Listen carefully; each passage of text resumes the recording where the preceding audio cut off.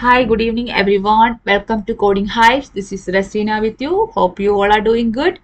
So today we are going to learn about a cool feature in Python that not many programmers, many beginner programmers don't know about that. That is the for else loop. So most of you probably familiar with the regular for loop, right? But did you know that you can pair it with an else statement? So today we are going to learn that. In Python, the else block can be added after a for loop. But here is an interesting part is that the else block will only execute if the for loop completes all of its iterations without hitting a break statement. So if the for loop exits normally, without the break, the else block will run. And if the for loop breaks out early, then the else block will be skipped. So that is the condition. So for that I will explain the working using a program. So our program is searching a number.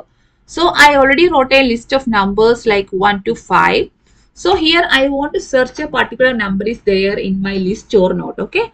So for that I will use a loop for num in numbers. Then I am checking if for example, I want to check 3 is there or not. Okay. If num equal to 3, then I want to print uh, found number. Okay. Then I no need to execute for the next iterations. I can simply break from the loop, right? So now the else part, that is just I need to say like not found. Okay. Clear? Now I will run this code so you can see found number. Now I will tell you how this is working. So here we are checking number 3 is there in our list or not, right? So for num in number, so it will be like it will take the first number 1, right? So 1 equal to 3, that is wrong. So it will go for the next element 2.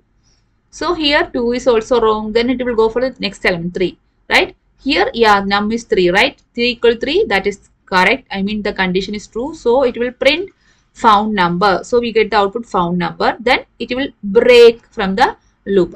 From the for loop, it will break, right? So whenever the for loop is exited by the break statement, it will never execute the else part. Okay. So in this case, when we reach number 3, it automatically exited through the break statement. So this else part will not execute anymore, right? So that is the case. For example, if I am giving a number which is not there, okay. So in that case, it will check with 1, 2, 3, 4, 5. So in these 5 cases, this condition is false, right? That means it iterated through all the elements, but still the condition is wrong. So the break statement is never executed, right? So at that time, it will come for this else part, right? So it will output like not found. Now we will run this thing.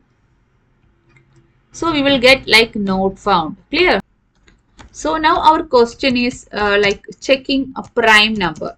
I hope you know what is mean by prime number. For example, 2, 3, 5, 7 like that. So what is mean by prime number is a number which has no factors other than the number and 1, right? So those kind of numbers are known as prime numbers, okay? So here I want to check a number is prime or not, okay? So how I can do that? For example, my number is 7. Clear? Now I need to check for I in range of 2 comma. Then I can go for num. Then I am checking if num mod I equal to 0. I will explain this code again. Once I wrote this thing. Okay, so I will write something like that. Prime. Then I can break. So there is any factor is found, then that means it is not a prime. Otherwise, it will come here. Then we can say that number is prime. Okay. Now I will explain this thing, then we will go for that. Okay. So we have a number initially, the value is 7. So I told what is how we can check a number is prime or not, right? Our number is in this case, I'm taking 7, right? I'm taking 7 as my input. So I need to divide this 7 with the 2, 3, 4, 5, then 6, right? As 1 and the number itself are factors of any number, right? 1 and the number itself are factors. So no need to go for 1 and here the num, right? That is why here I put 2. Starting is 2 and here that means num means it will take num minus 1. That is in this case 6, right? So till that range we need to check. I mean we need to check with 7 division 2. Then the remainder we need to check. For example, 7 division 2 is 3 and the remainder is 1, right? So whenever we are getting whenever the remainder is 0, that means that number is a factor of the concerning number, right? So that is the condition here we are checking. Okay, so we need to check with the 2, 3, 4, 5, 6. So here first it will check with the 2, and in the case also if 7 division 2 is equal to 0, no, right? Again 3, 7 division 3, it is no. Again like that it will do till it will check with the last number. And if it is not executed this part, I mean the break part, it will come to the at the end it will come to the else part, right? So it will print like prime.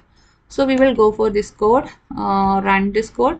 We got this number as prime. If I am giving here 6, okay, so in that case it will go for 2 to 5, right? So for 6 division 2, it will first time it will do here.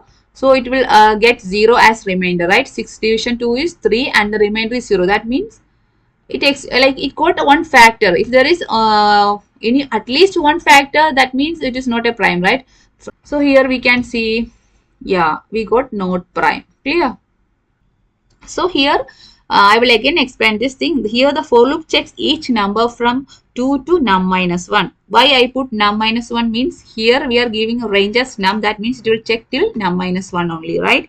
Now if the number is divisible by any number in this range, we know it is not a prime. So, and we break the loop, right? I hope you got idea, right? Now we will go for one more program to get more better clarity. That is I will give you a simple program searching for a string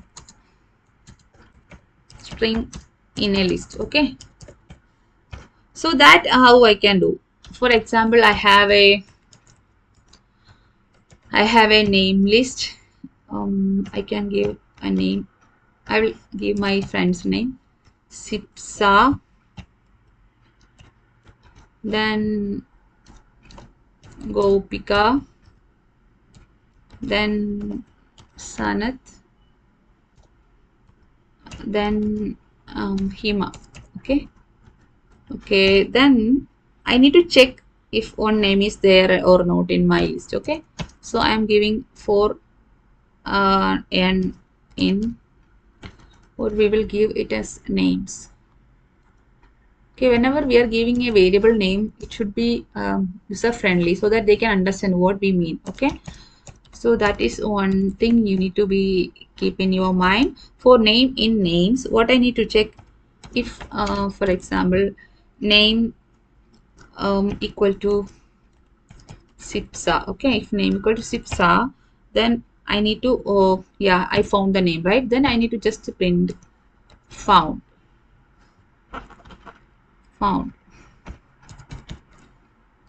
Then I can break, right? I already found, so no need to go for the next element. Otherwise I need to show that the name Sipsa is not in that list, right? So I can say not found. Okay, so now we will run this thing. Same here come like it found. For example, I am giving some name like some name. Oh, what happened? Yeah, for example, I am going to write some name as Asha. Okay, then I will run this code. You get not found. So in that case, it will check with all the names, but it is not matched. So it will not execute. It will never execute break in this time. So it will go for the else statement and it will print not found. Clear? So we learned the power of for else loop in Python. It is a neat feature that allows us to handle situations where we want to perform an action only if a condition was not met inside a loop, right? So next time when you are working with the loops, consider using this for else, make your code more efficient and readable. Okay, that's it for today's video. Thank you. Have a nice day.